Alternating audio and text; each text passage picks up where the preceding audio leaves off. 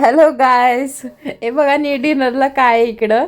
Mummy भेंडी भाजायला लागले आणि तुम्ही पण भेंडीची जर भाजी बनवत असाल ना, पहिलंच एक अर्धाभर तास आधीच धुवून घ्या आणि पुन्हा थोडं फडक्यानं वाळलं फडक्यानं पुसून घ्या. मग ते कापताना ना चिकट लागत नाही. त्यामुळे मग इथं बघा भेंडी भाजून घेतली आणि इथं भेंडीला फोडणी देते आणि थोडंसं तेल टाकून त्याच तव्यावर करायचं बरं का. दुसरं अजून जास्त भांडी कशाला अजून हे करताय. त्यामुळे त्याच ह्याच्यावर भाजले, त्याच्यात थोडंसं तेल टाकायचं आणि जिरं टाकायचं. मोहरी नाही तर नाही वापरली. आणि इथं मी भाकरीसाठी एक पीठ मळून घ्यायला लागले आहे बघा. आणि तसंच तिचं भाजी होते तर तोपर्यंत माझं गरम गरम भाकरी पण तयार होईल. आणि जिरं तडतडले की इथं लसूण चेचून घातली आहे. हे बघा, जास्त करपू नका. तसंच कोथिंबीर आणि मम्मीची हातची तर एवढी भन्नाट आणि एवढी चव लागते ना भेंडी.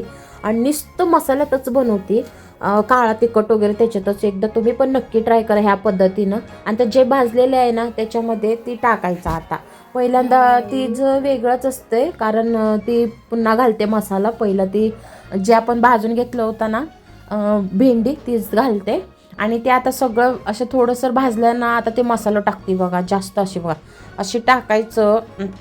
आणि त्याच्यावर जे तुमच्याकडे अवेलेबल आहे ना ती मसाला टाका. आम्ही काही तर मसाला टाकली नाही बरं का. थोडंसं मीठ. आणि एवढी सोपी बनवते ना. आणि ते हळद टाकली बघा. आणि एवढी सोपी असून पण एवढी चवीला एकदम भारी लागते बरं का. आणि जास्त मसाला मी जास्त वापरते काय ना काय, पण ती नाही इथं. आणि इथं बघा अशी एवढं झाल्यावर ना आता पाणी टाकते त्याच्यावर. आणि आता किती तुम्हाला जेवढं लागते तसं पाणी टाका. आणि थोडी पाणी टाकत पण ही एकदा पाणी टाकून पण एकदा करून बघा. आणि आम्ही 101 2-3 जास्तच तऱ्हेचं बनवतो. भेंडी भरलेलं भेंडी असतो, सुका असते तर भेंडी. आणि नुसतं वाफून आपण ते भेंडीचं भाजी पण बनवतो. तिखट वगैरे नाही, मिरची सगळं तेवढंच घालतो. आणि मी इथं भाकरी करून घ्यायला लागले, बनवायला लागले. आणि हे बघा गरम गरम इथं खायला. आणि तुमच्याकडे पण नेगेटिव्ह लोकच आहेत का, मला ते तुमच्या लाईफमध्ये वगैरे ते असलेलं त्यांना पण शुक्रिया द्या, बोला. कारण त्यांच्या येण्यानं आणि त्यांच्या असण्यानं आपलं लाईफ आणखी परफेक्ट होत असते. आणि त्याच्यामध्ये तुम्ही त्यांचं नेगेटिव्हपणा घ्यायचं नाही, आपण त्यांच्याशी पॉझिटिव्हपणा घ्यायचं. कारण त्यांनी आपल्याला शिकवतात आपण त्यांच्या पुढं कसं परफेक्ट व्हायचं आणि कसं सक्सेस व्हायचं.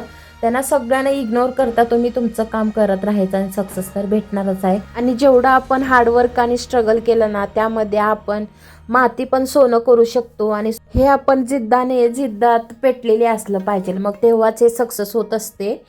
आणि जे आपण करतो त्यामध्ये लेकरं बाळा आपली खुश असतील ना, मग काय नाही, दुसऱ्याकडे काही लक्ष द्यायचं नाही. आणि आपण जे करायचं ना त्यामध्ये सक्सेस मिळतच असतो.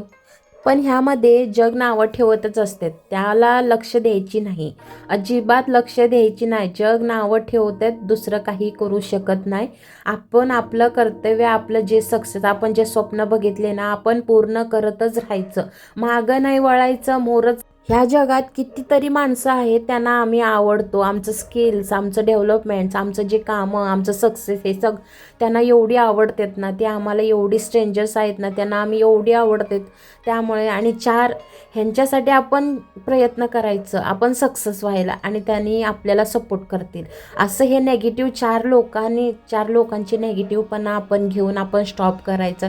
ह्यांच्याकडे नाही व्हायचं. आपण किती जरी आपल्याकडे लोक आहेत त्यांना आपण आवडत असतो. त्यामुळे हे 4 लोकांना आपण कुठेतरी स्किप करायचं आणि पुढं फॉरवर्डिंग आपण आपलं कर्तव्य करतच राहायचं. शेवटी चांगलं कर्माचंच काल होत असतं, पण वाईटाचं होत नाही, हे लक्षात ठेवायचं. आणि जे आपण स्वप्न बघितले ना ते सक्सेस होऊपर्यंत आपण स्ट्रगल करतच राहायचं. अजिबात थांबायचं ना आणि मागे वळून बघायचं नाही, एवढं डोक्यात घ्या. आणि लागा तुमच्या स्वप्न साकार करायला. लागू दे वेळ, थांबायचं नाही. लागू दे वेळ, थांबणार नाही. एवढी मात्र जिद्द ठेवा बरं का. चला तर मंडळी, तुमच्याशी बोलता बोलता माझी भाकरी इथं तयार झाली. आणि हे बघा इथं शेवटाला मी कधी पण एक कडक भाकरी बनवून घेते आणि तेच मी फार आवडीने खाते. तसं पण तुम्हाला पण आहेत का रोग त्या कडक भाकरीची, तसं मला कमेंटवरून सांगा. आणि तुम्ही पण हा मसाला भेंडी एकदा नक्की ट्राय करून बघा. आणि माझ्या व्हिडिओला लाईक शेअर सबस्क्राईब करायला विसरू नका. भेटूया पुढच्या व्हिडिओमध्ये. बाय.